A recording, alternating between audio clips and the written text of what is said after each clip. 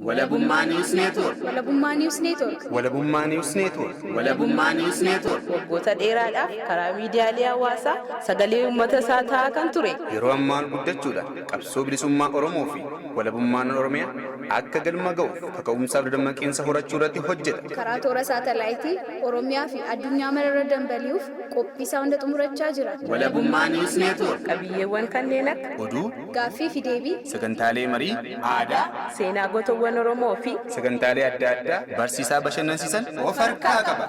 Walabummaa News Network. Miidiyaa walabaa fi loogii irraa bilisa ta'e. jijjiirama hawaasaatti fufiinsa qabu dagaagsuuf Miidiyaa hundaa'e. Walabummaa News Network.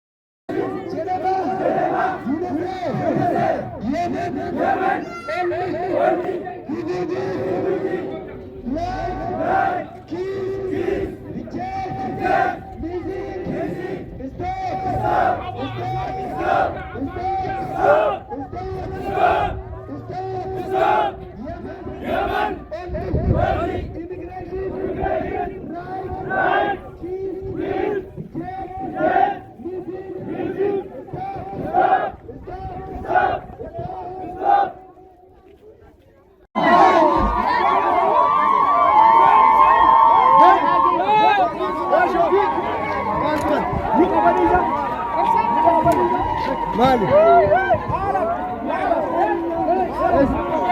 يا مشكلة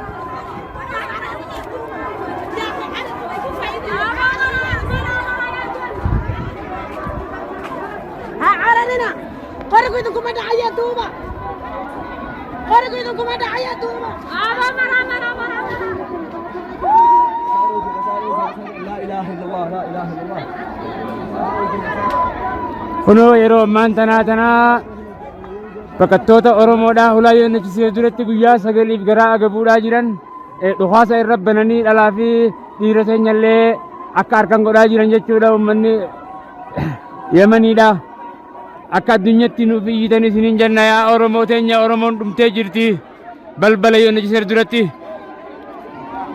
Walabummaa News Network. Walabummaa News Network. Walabummaa News Network. Walabummaa News Network. waggoota dheeraadhaaf karaa miidiyaalee hawaasaa sagalee uummata isaa ta'aa kan ture. Yeroo ammaa guddachuudhaan qabsoo bilisummaa Oromoo fi walabummaan Oromiyaa akka galma ga'uuf kaka'umsaaf dammaqinsa horachuu irratti hojjeta. Karaa toora saatalaayitii Oromiyaa fi addunyaa mararra dambali'uuf qophii isaa hunda xumurachaa jira. Walabummaa News Network. Qabiyyeewwan kanneen akka Oduu, Gaaffii fi deebii, sagantaalee marii, Aadaa, seenaa gootawwan Oromoo fi sagantaalee adda addaa barsiisaa bashannansiisan of harkaa qaba.